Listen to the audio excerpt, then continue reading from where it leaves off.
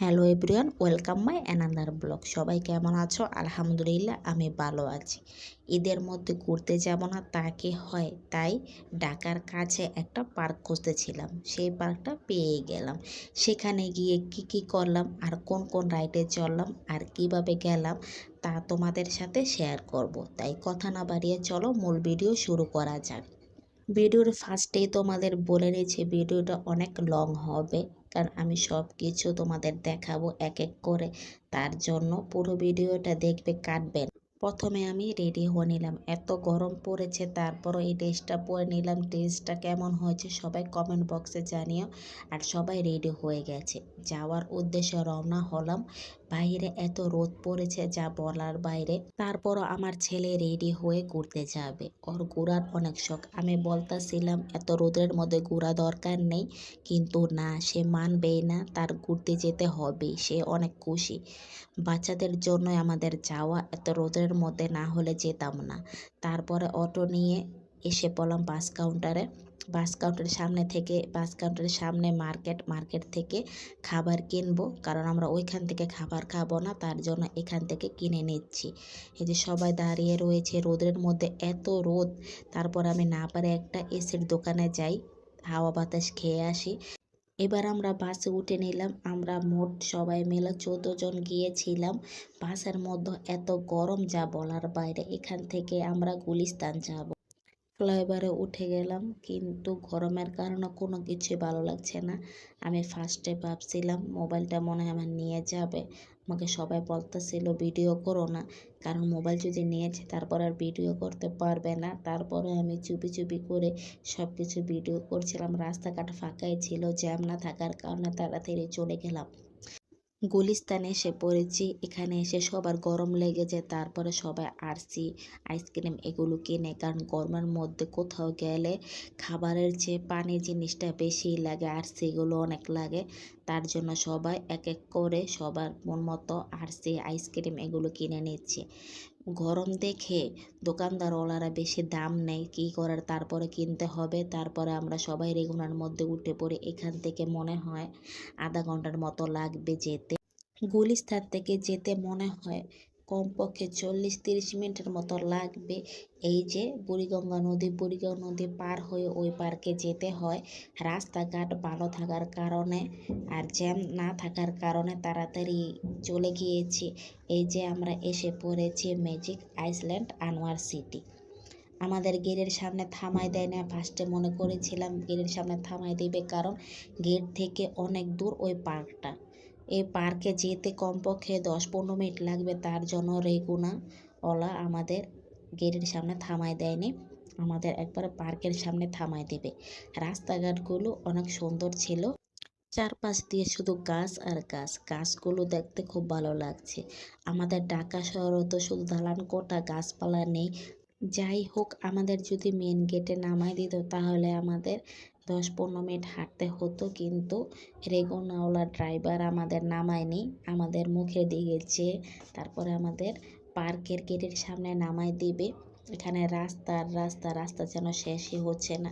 আমি মনে করেছিলাম আরও আধা ঘন্টা হাঁটতে হবে, মানে আধা ঘন্টা পর মনে হয় যাবে। এটা মেন গেট না, সামনে আর একটা গেট আছে, ওইখানে আমাদের থামাই দিবে, যেখানে পার্কিংয়ের ব্যবস্থা।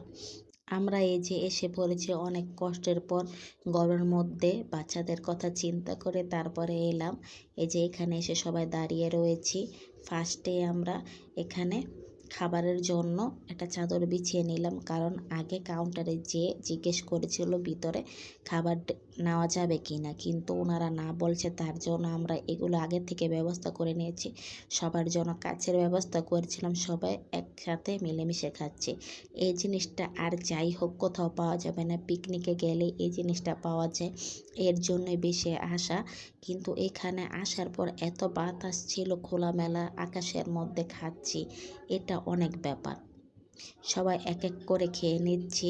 আমার ছেলেকে আগে খাইয়ে দিতে হবে। এই যে আকাশটা দেখে আমার মনটা ভরে গেছে। আর যাই হোক, আমার টাকা উসুল হয়ে গেছে যে টাকাটা গিয়েছিলাম। তারপরে আমি খেলাম। আমারটার মধ্যে অনেক বড় একটা পিস এসেছিল।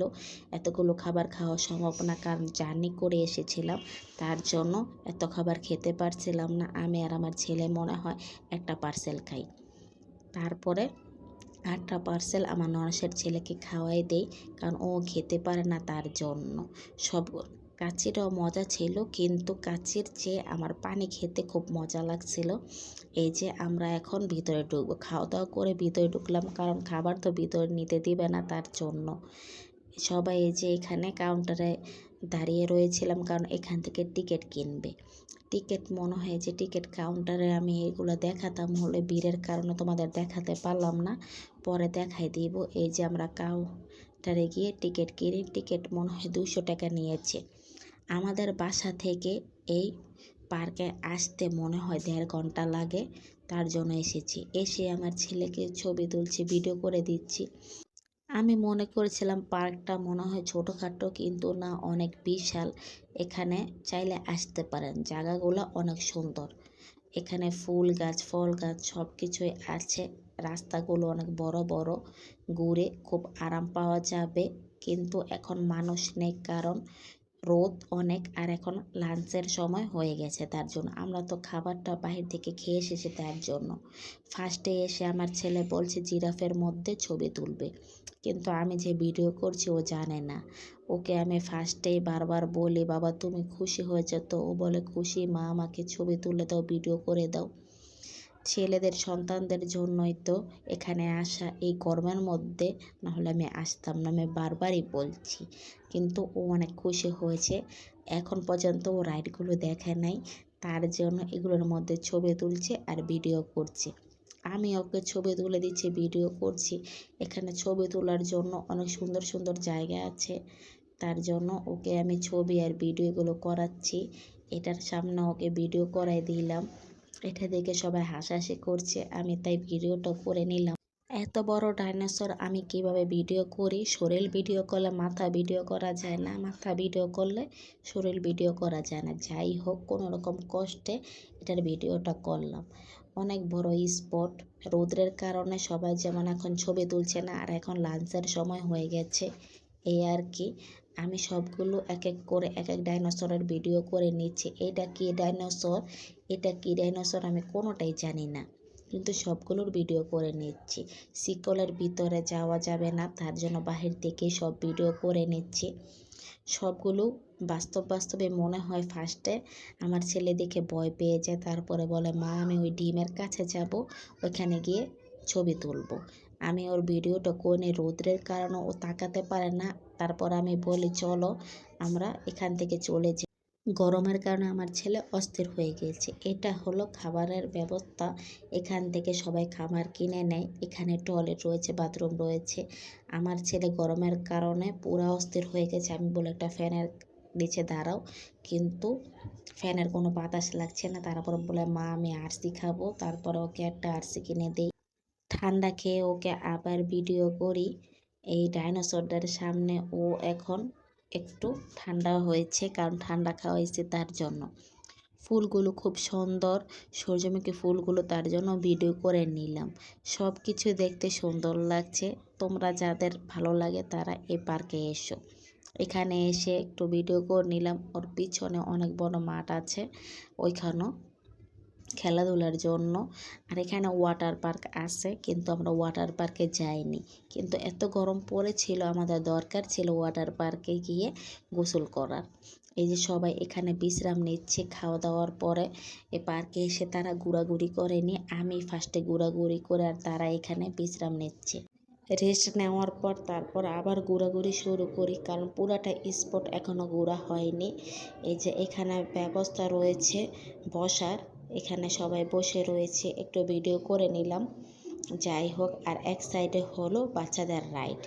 এই যে এখানে অক্টোপাস রয়েছে, আরও অনেকগুলো রাইড রয়েছে। এই গাড়ির মধ্যে তারা চড়ছে, আমি ভয় চড়িনি, কারণ আমার এগুলোর মধ্যে চড়লে মাথা ঘুরায়। আমার ছেলে, আমার ননদ ননাসের ছেলে সবগুলো রাইডে চড়েনি, 2-3টা রাইডে চড়েছে।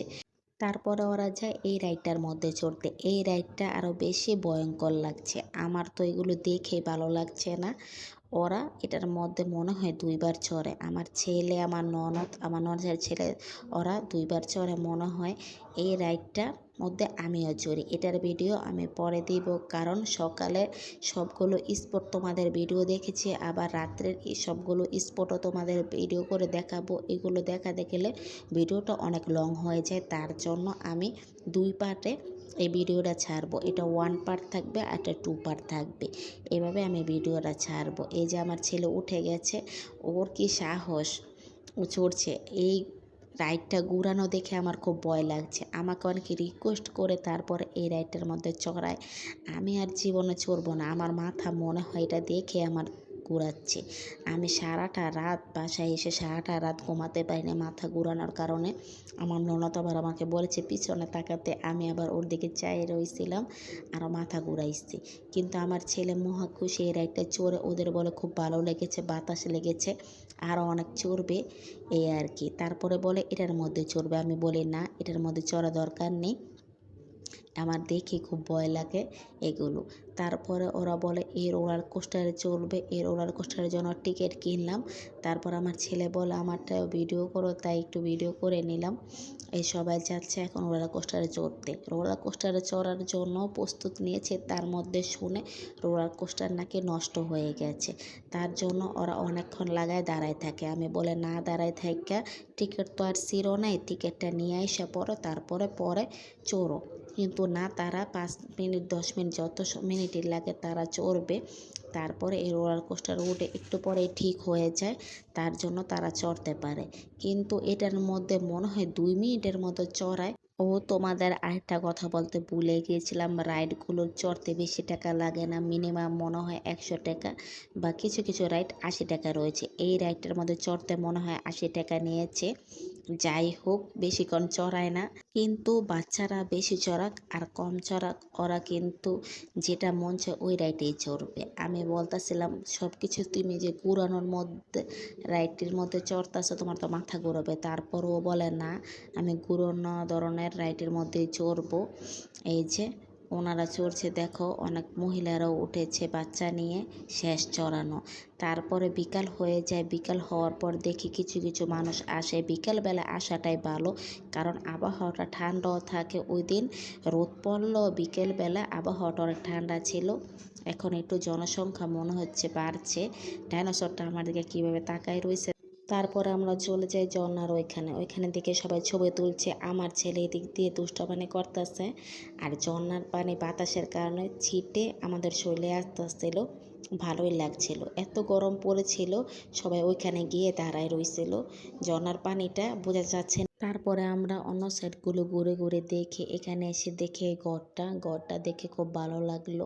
এখানে হলো নামাজের ঘর, আর বাচ্চারা যারা বুকের দুধ খায়, ছোট ছোট বাচ্চাগুলো নিয়ে ঘুরতে আসে না, তাদের জন্য।